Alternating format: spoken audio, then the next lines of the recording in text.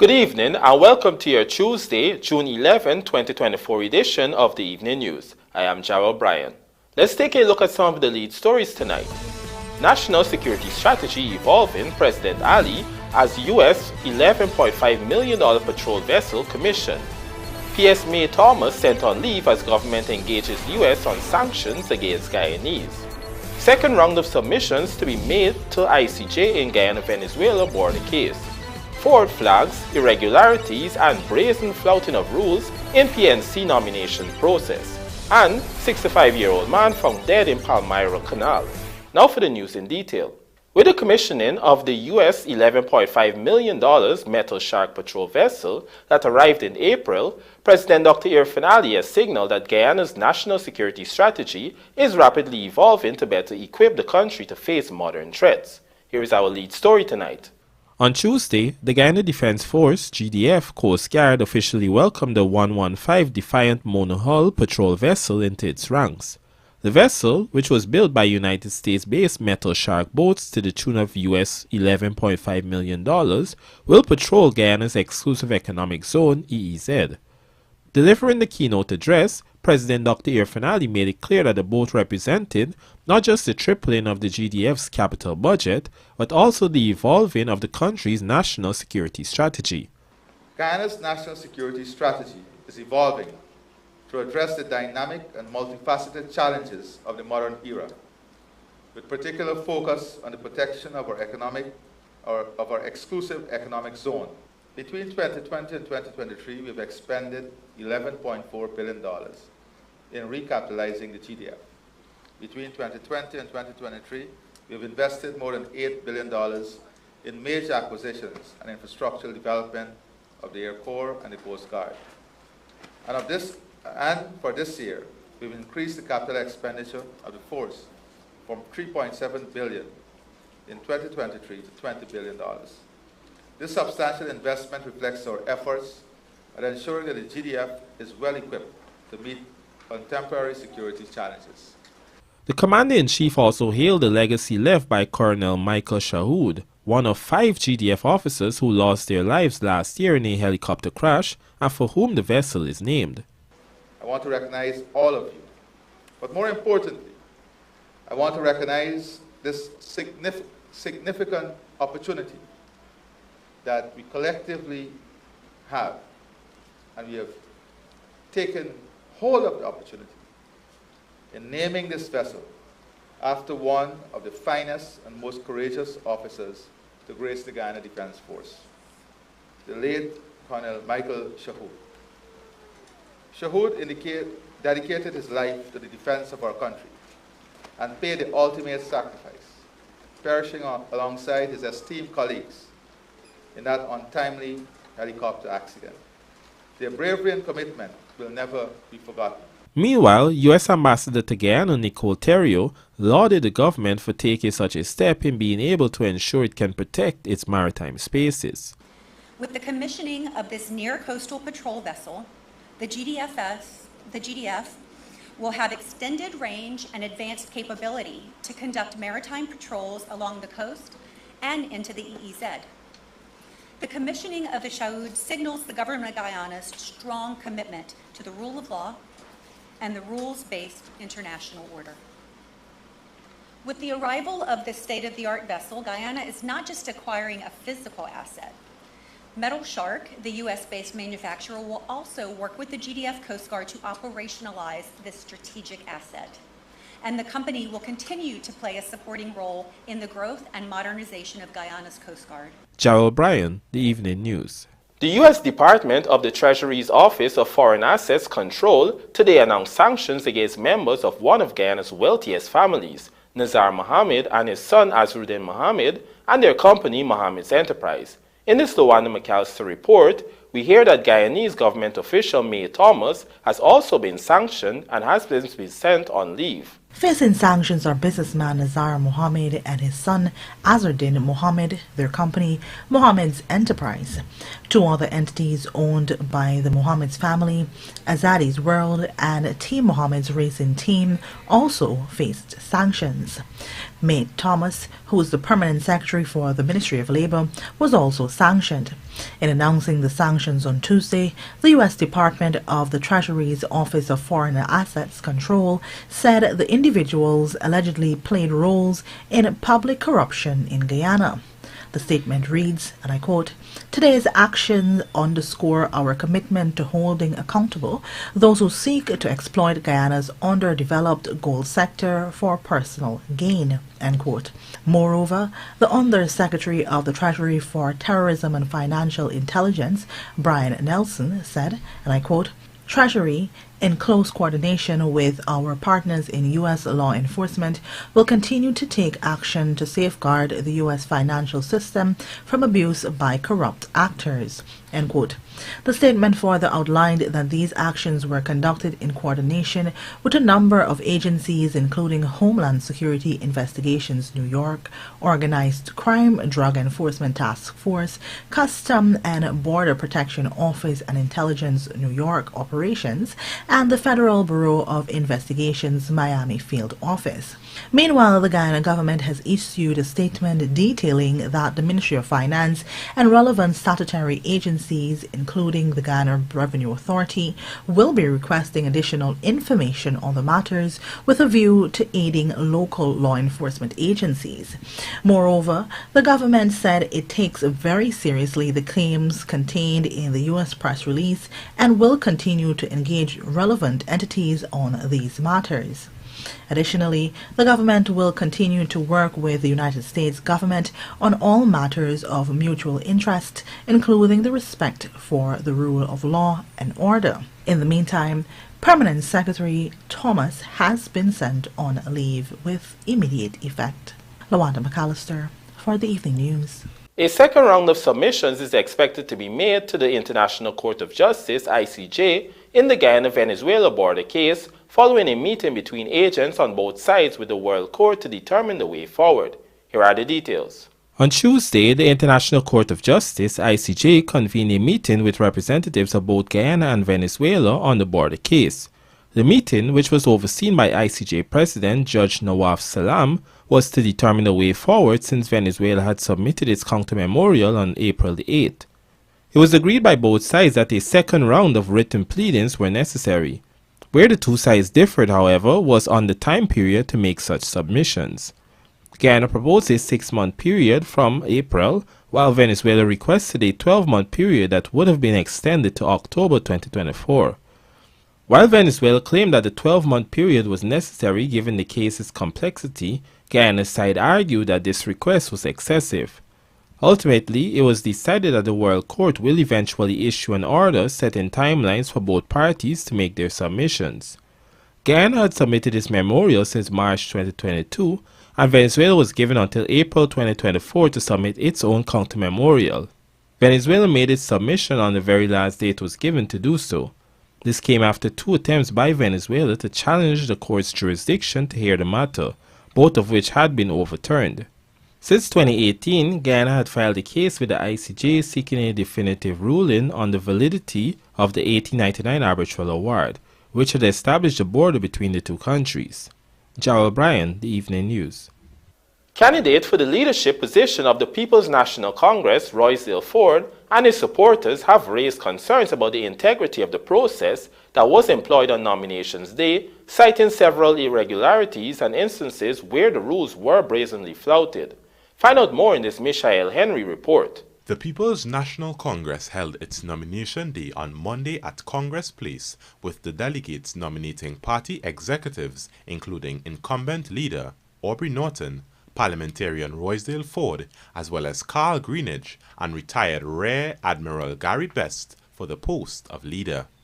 Also securing nominations are parliamentarian Amanda Walton Desir and former minister within the Natural Resources Ministry, Simona Brooms. However, in a statement following nomination day proceedings, Forde raised concerns about the process. The statement reads, and I quote, "We find it imperative to express our discontent with the procedural irregularities leading up to nominations day, compounded by the objectionable conduct attributed to Mr. Sherwin Benjamin, purportedly serving as the administrator of the Congress Committee and acting as the accreditation officer on nominations day." End quote. Forde said he and his team recognized the numerous group chairs and regional chairpersons made nominations without proper authorization from the respective groups they represented. The statement outlined that, and I quote, "This transgression was so flagrant that Miss Florence Bourne, the chair of the North Seats La Penitence Youth Group, to which our candidate for leader, Honorable Roysdale Forde, SC, MP, belongs, cited tardy document submission as a pretext to circumvent the mandated process. This process, which necessitates convening all group members for a meeting to collectively nominate candidates for various positions, was disregarded with alarming impunity." End quote. Forde's team contended that this brazen flouting of rules within a group raises concerns about the integrity of the nomination process nationwide. Furthermore, Forde argued that it is disconcerting that Benjamin, an overt supporter of Norton's leadership and himself a nominee for a position, assumes the pivotal role as the head of the accreditation committee. Forde pointed out that historically, this committee has upheld the principle of impartiality. In light of these irregularities, Forde and his team said they perceived the entire nominations process as a prelude to a contrived attempt to bolster the perception of overwhelming support for Norton at the upcoming Congress. Norton's popularity within the PNC continues to dwindle, with a number of senior officials questioning his leadership style. Only recently, former PNC General Secretary Amna Ali, who has served the party for over 50 years, had asserted that Norton was an undemocratic leader whose lack of accountability was destroying the political organization. Meanwhile, in the lead-up to the PNC's internal elections, Norton was booted as the chairman of the A Partnership for National Unity. APNU is the coalition party comprising of several parties, including the PNC as its largest faction. During those elections, Vincent Henry of the Guyana Action Party, one of the small parties that formed APNU, was elected as the new chairman. Michelle Henry, The Evening News. First Lady Arya Ali has issued a call for greater international financing for disability-inclusive development in developing countries like Guyana. She made a call at the 17th meeting of the Conference of State Parties to the Convention on the Rights of Persons with Disabilities at the United Nations headquarters in New York. Keroy Williams tells us more. Excellencies, distinguished delegates, Guyana calls for greater international financing for disability-inclusive development in developing countries. First Lady Arya Ali on Tuesday delivering remarks at the 17th meeting of the Conference of State Parties to the Convention on Rights of Persons with Disability at the United Nations headquarters in New York. The First Lady also called for persons with disabilities to be empowered to live a life with dignity and respect, which will enable them to reach their full potential. However, she highlighted that in developing countries, persons living with disabilities are often overlooked. Nevertheless, she explained that Guyanese authorities are working assiduously to change the way persons with disabilities are supported. Guided by the Convention, Guyana enacted disabilities legislation and adopted a multifaceted approach to ensure that persons with disabilities enjoy equal treatment, focusing on education and empowerment. Guyana is taking a life course approach to support persons with disabilities. A register of persons with disabilities is informing government policies and guiding interventions. All persons living with permanent disabilities are eligible to receive monthly financial assistance throughout their lives. Assistive and mobility aids are also provided free of cost.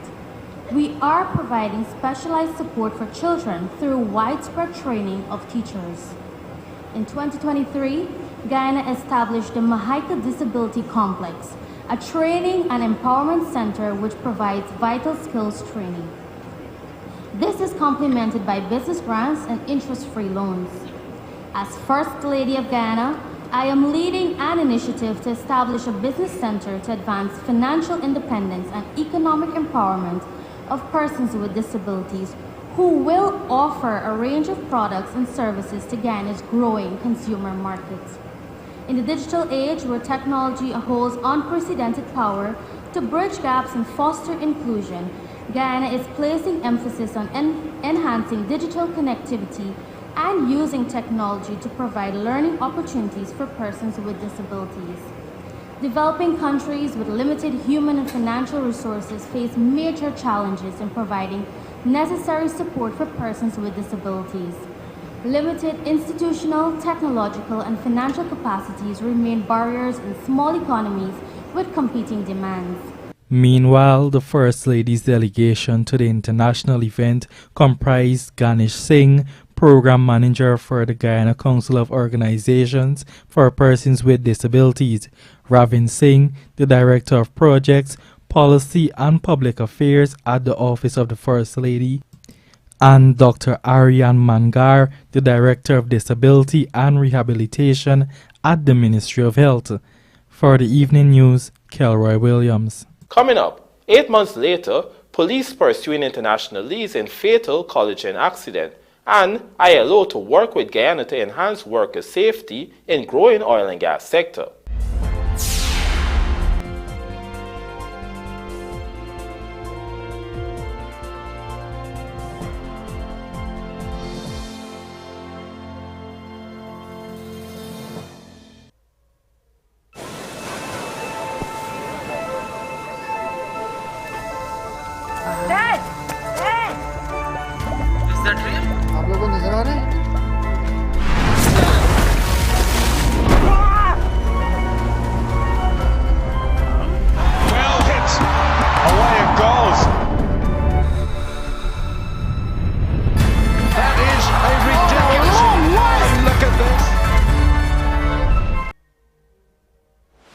Did you know that Gassie's Jet A1 fuel is a type of aviation fuel specially formulated for turbine engines?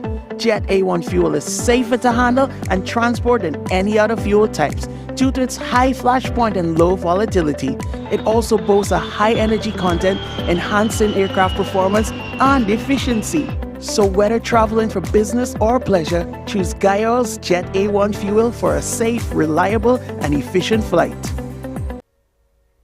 Crispy, creamy, what a catch, so tasty. What a catch, with a caramel center. What a catch, and so much chocolate, ooh yeah. First it's crispy, then it's creamy, but so much chocolate, smooth and milky. And when you go a little deeper, you find caramel, ooh yeah. What a catch, oh, what a catch, you know we love you. What a catch, oh. First it's crispy, then it's creamy, what a catch. Guys, I think I'm in love! Wow! Yeah, I was looking at you too. What? What are you talking about? I'm in the tiles. Where did you get them? Oh, Mima Decor, obviously the best tile store in Guyana. Come, let me take you there. My kitchen, my bathroom, my floors. Mima Decor has everything. And the prices are great too. So, y'all want to have a date now? We can build on that.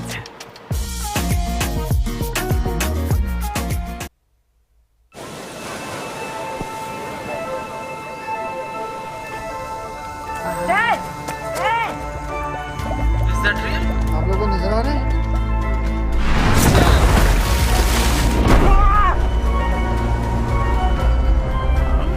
Well hit.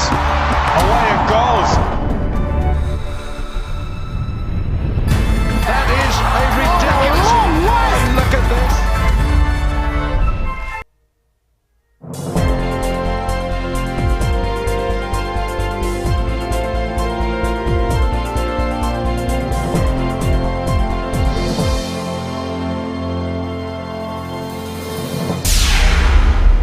Welcome back. You're watching the evening news.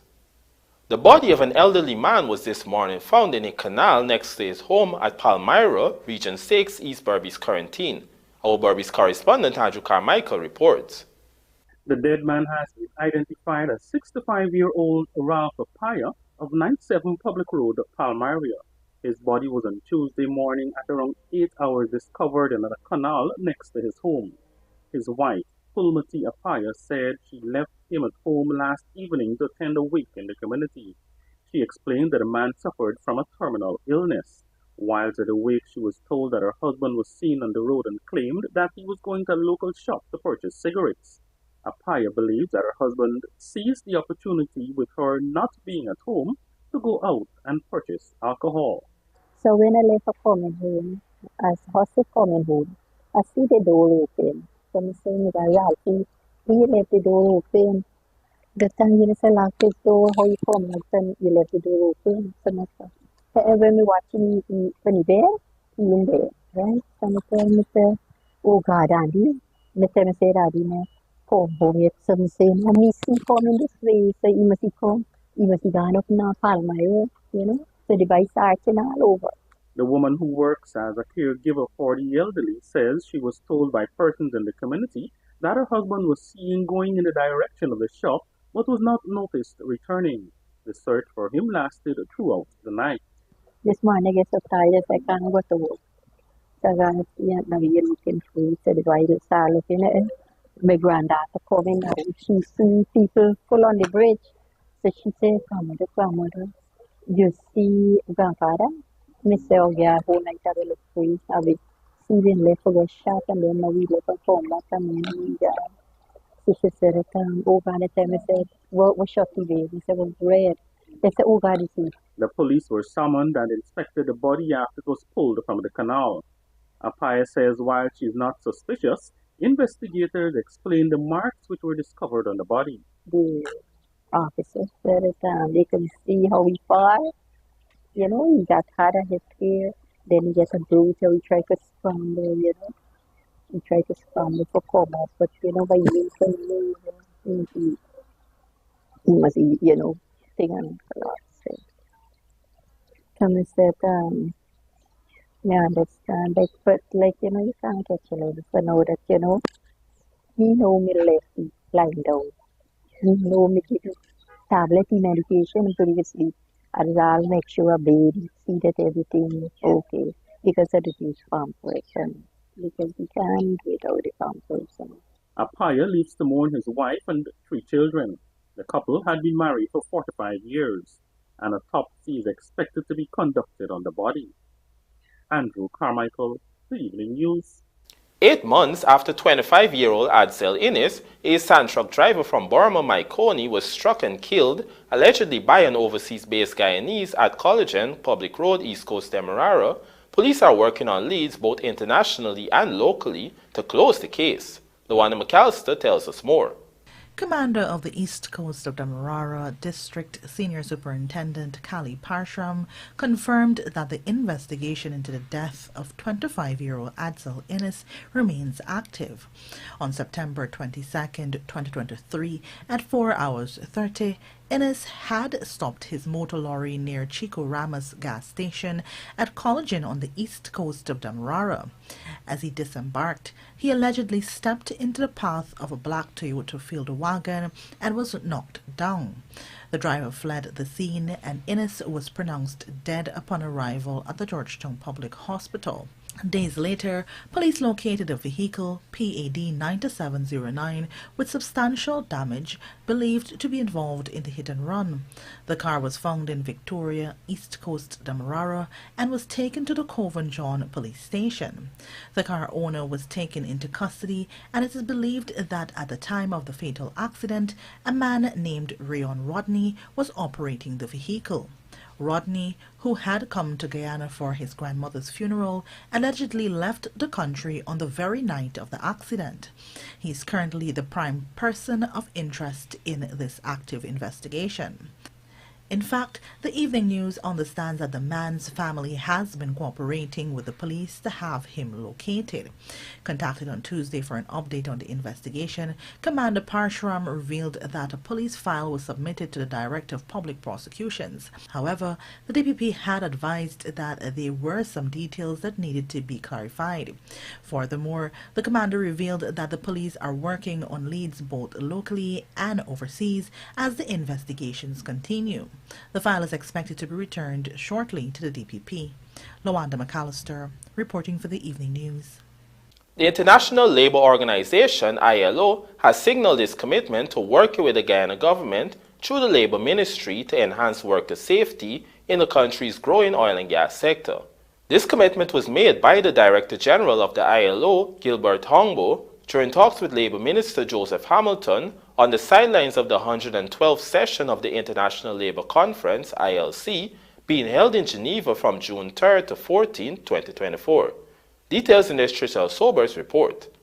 The International Labour Organization, ILO, the only tripartite of the United Nations, brings together governments, employers and workers of the 187 member states to set labor standards, develop policies, and devise programs promoting decent work for all women and men.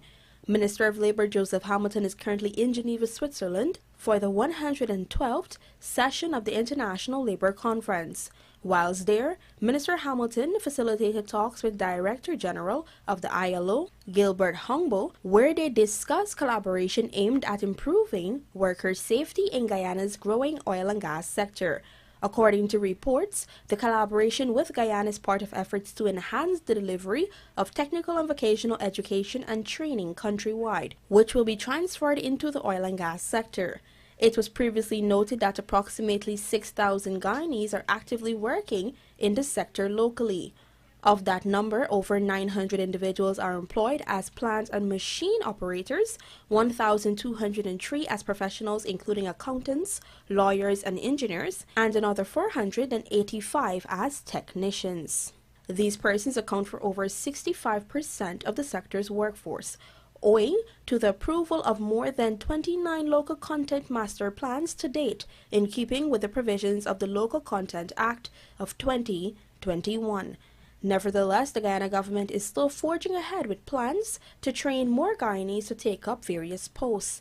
It is with this in mind that Hamilton engaged ILO to ensure that Guyanese can benefit from sustainable economic growth in a safe and hazard-free environment. In this regard, ILO has pledged to help Guyana develop a comprehensive migrant labor policy framework, as well as assist in consolidating the country's labor and labor-related legislation. Meanwhile, Minister Hamilton also discussed with ILO officials methods to include skilled and qualified CARICOM nationals for opportunities within the ILO. Trishelle Sobers, Evening News. In a bid to improve the level of care being accessed at the Fort Wellington Hospital in Region 5, Mahika Berbice, the Guyana government has invested in a new digital X-ray unit. The unit is valued at $97 million and replaces an outdated analog machine which has been used by the hospital for the last 20 years. Trishelle Sobers has this story. Of the total $97 million spent on the project, $19.7 million was spent on the X-ray machine and $16 million for the power distribution unit and the uninterruptible power supply. Additionally, $40 million was expended on the construction of the room at the Fort Wellington Hospital that housed the analog machine. A further $18 million was expended on a new electrical system. This investment follows a commitment made by President Dr. Irfaan Ali earlier in the year to improve the Fort Wellington Hospital's emergency department, as well as efficiency and reliability when conducting radiography. During the commissioning ceremony on Monday, Health Minister Dr. Frank Anthony explained that the piece of modern equipment will eliminate delays and frustration of some 4,000 residents who depend on its service. He added that the quality of imaging will be enhanced significantly and can be uploaded to a server accessible at the Georgetown Public Hospital Corporation, GPHC. What these units do is that the radiation that is emitted is smaller, so it doesn't harm people. And that by itself is a very important consideration. And so with all the new units that we are putting in, this is a safety feature that is there because your exposure to a lower dose of radiation, but you're getting a higher quality of image. Meanwhile, Senior Minister in the Office of the President with responsibility for finance and public service, Dr. Ashni Singh, also addressed the gathering at the commissioning ceremony. Dr. Singh reiterated the People's Progressive Party Civic PPPC government's commitment to build out a world-class healthcare system. On this point, he disclosed that government is implementing measures to improve diagnostic capabilities in all 10 administrative regions by replacing analog machines. So far, approximately 15 digital machines have been installed in various healthcare facilities across the country. We want every single Guyanese citizen, irrespective of where they live, we want them to be able to enjoy access to good quality healthcare.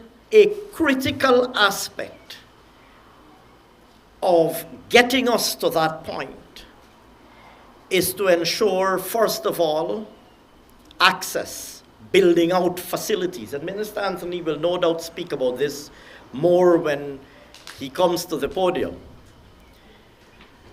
But today we are building more new and rehabilitating more pre-existing healthcare facilities than at any other time in our country's history.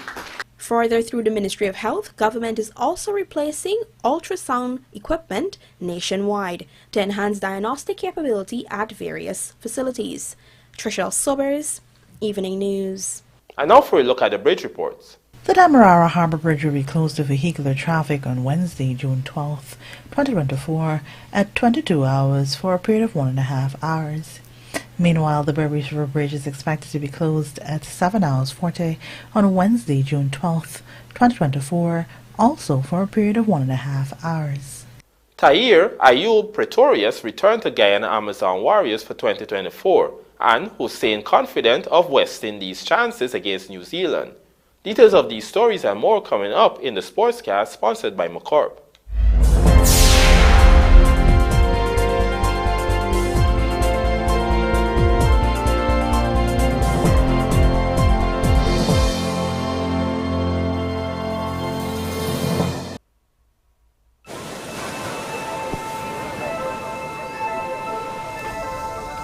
Dad!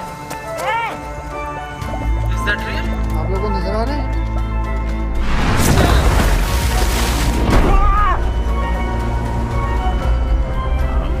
Well hit. Away it goes. That is a ridiculous one. Look at this.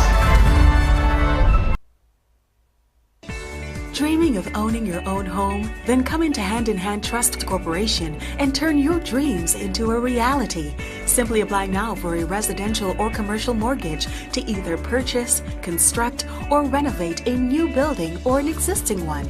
At Hand in Hand Trust Corporation, you'll get competitive rates, fast approval, and there are no hidden fees. So make an appointment or visit us today at 6263 Middle Street, Georgetown. Hand in Hand Trust Corporation, Inc., a member of the Hand in Hand Group of Companies. Miners, welders, and contractors. Have broken parts caused you tremendous downtime? Do you need an extra heavy-duty, dependable welding machine that will get the toughest jobs done and can also double as a generator to power all of your tools?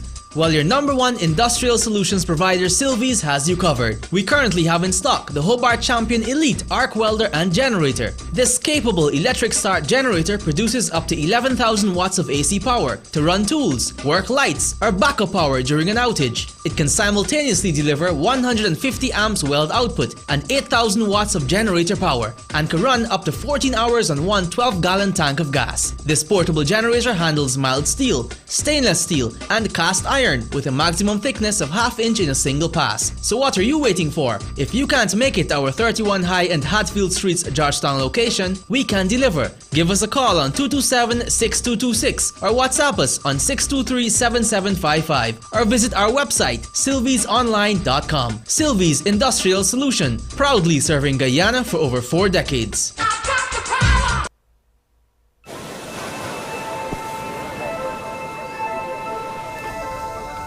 Dad! Dad! Is that real? आप लोगों को नजर आ रहे हैं?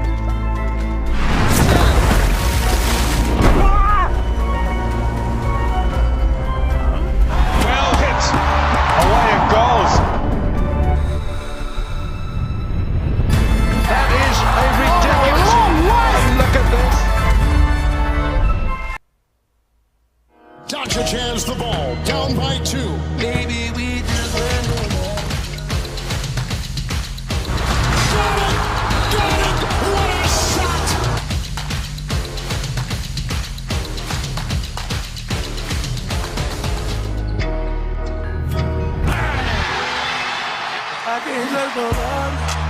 Big time.